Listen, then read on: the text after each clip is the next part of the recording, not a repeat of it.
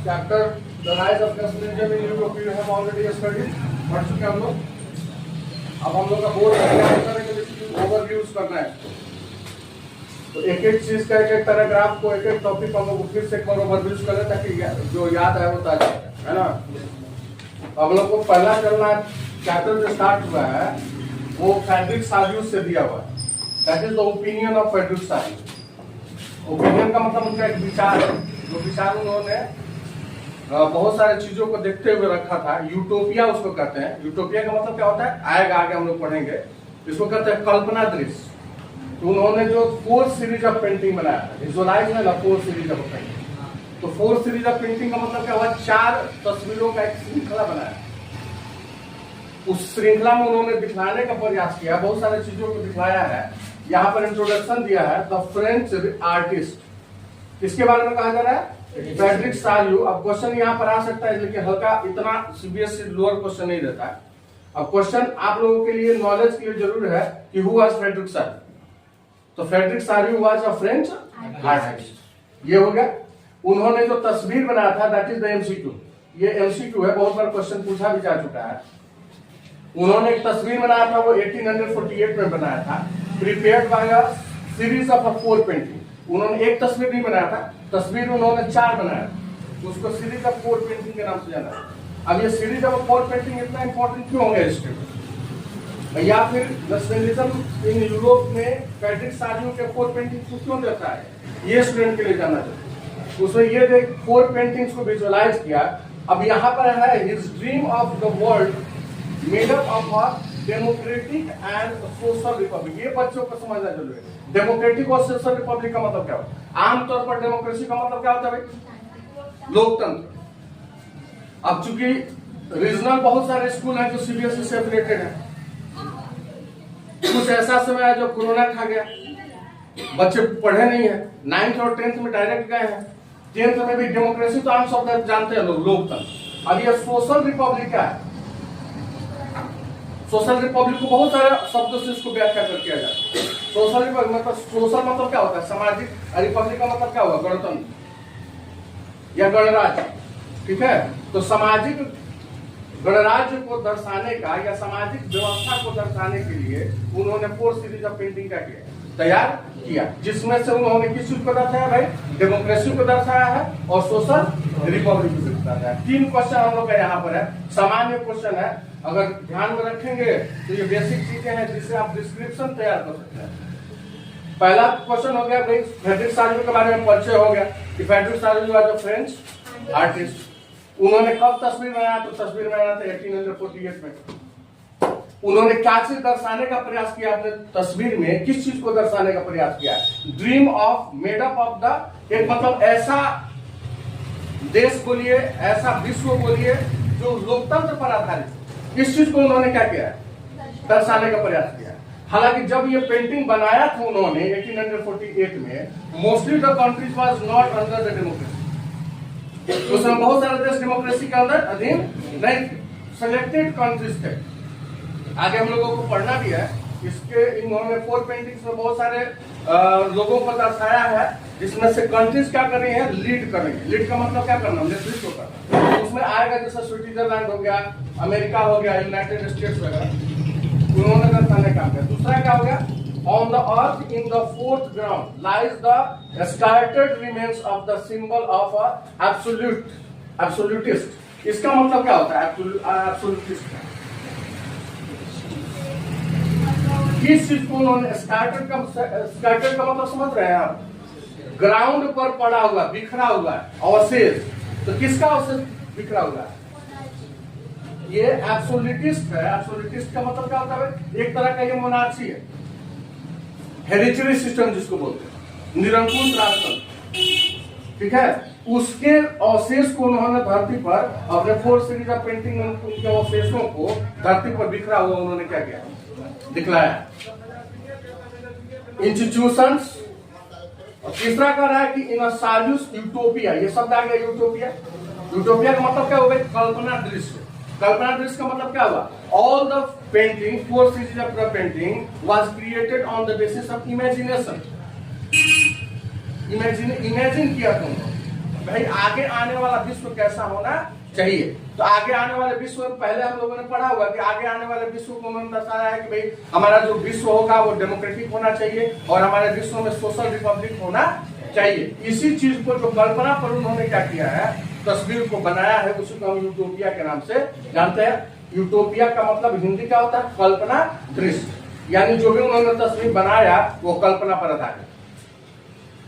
The people of the world, अपने कल्पना दृश्य में उन्होंने दिखाया है कि जो विश्व के लोग हैं, तो विश्व का लोग मतलब एगो कंट्री नहीं, विश्व के लोग मतलब all the countries where autocracy run, जहां पर ऑटोक्रेसी पहले से क्या कर रही थी, रन कर रही थी, इससे बाहर निकल करके और डेमोक्रेटिक और रिपब्लिक दुनिया को उन्होंने दर्शाने का प्रयास किया है। इसलिए यहाँ पर शब्द है people of the world are grouped as, पूरे विश्व के लोगों को उन्होंने क्या किया है, ग्रुप दिखाया, यानी एक समूह में उन्होंने बांधा, group as a distinct nation identified through their flags and national custom. ये जो भी उन्होंने अपना कल्पना दृश्य बनाया, तस्वीर बनाया, तो उसमें दिखाया कि विश्व के अलग अलग देश के लोगों ने अपने अपने देश का क्या किया है, देयर फ्लैग यानी झंडे लिए हैं, एंड देयर कस्टम, कस्टम का मतलब अपना पहनावा। हर देश का अपना अपना ट्रेडिशनल कल्चर होता है और ट्रेडिशनल कल्चर के अनुसार हर देश का अपना क्या होता है, कस्टम होता है। तो जो भी उन्होंने कल्पना दृश्य में तस्वीरों को बनाया है, उस तस्वीर में उन्होंने यही दिखलाया है कि पूरे विश्व के जो भी लोग हैं वो अपने अपने देश के फ्लैग के साथ और अपने अपने देश के नेशनल कॉस्ट्यूम के साथ उन्होंने अपने तस्वीर में क्या किया, दर्शाने का काम किया। द पोसेशन, पोसेशन मतलब, ये पोसेशन का मतलब क्या होता है, प्रक्रिया कह लो या फिर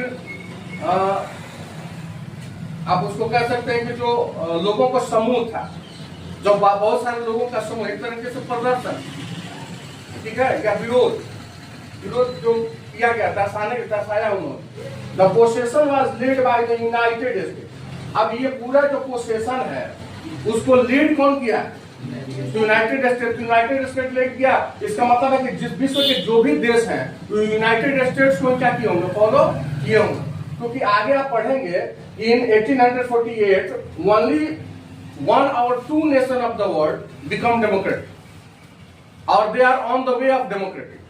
या तो वो लोग लोकतंत्र थे या लोकतंत्र के रास्ते पर चल रहे थे। इसलिए फ्रेडरिक सारियो साहब ने यूनाइटेड स्टेट्स को और स्विट्जरलैंड को इस पूरे मामले को पोसेशन करते हुए दिखलाया है, मतलब इसका नेतृत्व करते हुए दिखलाया। कौन कौन से, यूनाइटेड स्टेट्स को और स्विट्जरलैंड को, फॉलोड बाय, अब इन दोनों देशों को कौन फॉलो कर रहा है, यूनाइटेड स्टेट्स और स्विट्जरलैंड को कौन कौन फॉलो कर रहा है भाई, तो फ्रांस, जर्मनी। आप जानते हैं ये फ्रांस और जर्मनी इस शब्द के अंतर्गत आते थे, एब्सोल्यूटिस्ट थे, और ये दोनों देश चूंकि इससे बाहर निकल चुके थे, एब्सोल्यूटिस्ट से क्या थे, ये बाहर निकल चुके थे, and they are on the way of democrats. तो इन्हीं दोनों देशों को ये लोग क्या कर रहे हैं, फॉलो कर रहे हैं। जिसमें तो कौन कौन सा देश है भाई, फ्रांस है, जर्मनी है, लैम्बॉर्डी है, पोलैंड है, इंग्लैंड है, आयरलैंड भी है, हंगरी भी है और रशिया भी। ये लैम्बॉर्डी, पोलैंड, हंगरी, रशिया या और भी बहुत सारे जो कंट्रीज हैं, इन सबके बारे में यूनिफिकेशन हम लोग को आगे वाले कंटेंट में पढ़ना है। तो ये सारे देश किसको फॉलो कर रहे हैं, यूनाइटेड स्टेट्स को और स्विट्जरलैंड को। कैसे फॉलो कर रहे हैं भाई, तो they have their own flag in their hand and they have their own costumes in the picture of the Frederic सारियो।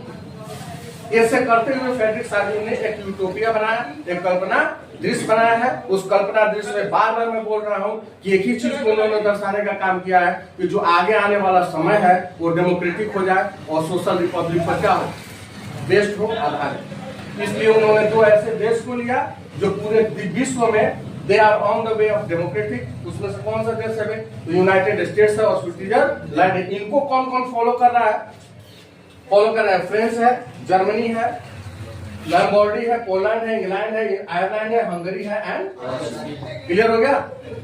अब यहां पर आगे है फ्रॉम द हेवन। हेवन का मतलब क्या होता है, स्वर्ग से, फ्रॉम द हेवन, स्वर्ग से, एबव क्रिस्ट सैंड प्रीस्ट भगवान है, सैंट पुजारी है, एंड एंजल्स परियां भी, गैजेस अपॉन द सेंस मतलब ऊपर से लोगों को क्या कर रही है, अपना आशीर्वाद, अपना आशीष, अपनी शुभकामनाएं दे रही।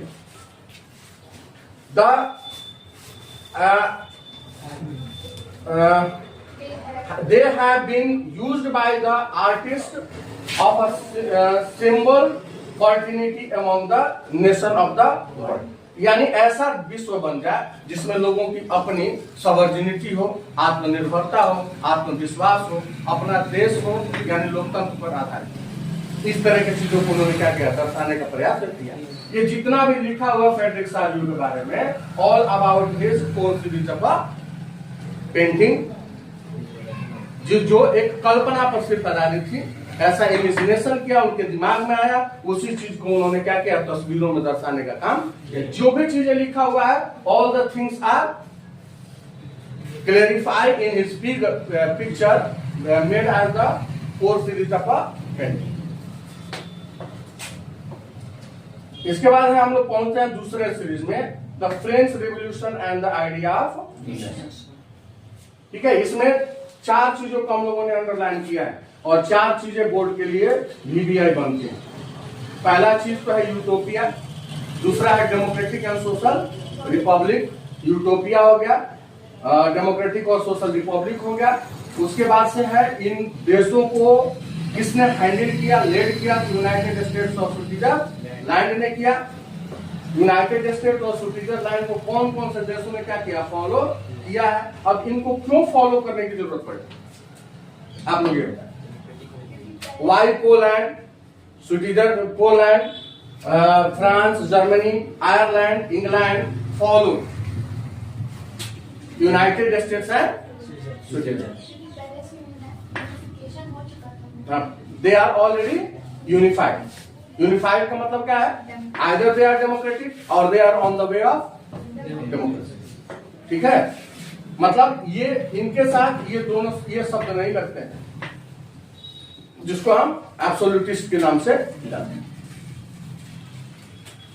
The French revolution and the idea of nation in 1789, this is the mark. 1789 को जानते हैं, 1789 9th क्लास में आप लोगों ने पढ़ा होगा। The French Revolution began from here। पढ़े हैं? तो फ्रेंच रेवोल्यूशन यहीं से स्टार्ट हुआ। आगे पढ़ेंगे आप, लिखा हुआ है the 1789 nationalism from which the French revolution, एकदम स्पष्ट लिखा हुआ है कि फ्रांस में राष्ट्रवाद किसके साथ आया, यानी फ्रेंच रेवोल्यूशन के साथ। सीधे सीधे हम ये मान लें कि अगर फ्रांस में फ्रांसीसी क्रांति नहीं होती तो शायद ये नया शब्द जो अभी हमारे साथ है ये नहीं होता। नेशनलिज्म अगर आया तो नेशनलिज्म है क्या, सामान्य तौर पर बच्चे कहते हैं नेशनलिज्म का मतलब राष्ट्रवाद। क्या है राष्ट्रवाद भाई? राष्ट्रवाद आप किसको मानते हैं? राष्ट्रवाद आप यूं मानते हैं कि राष्ट्र के बारे में सोचना ये राष्ट्रवाद है?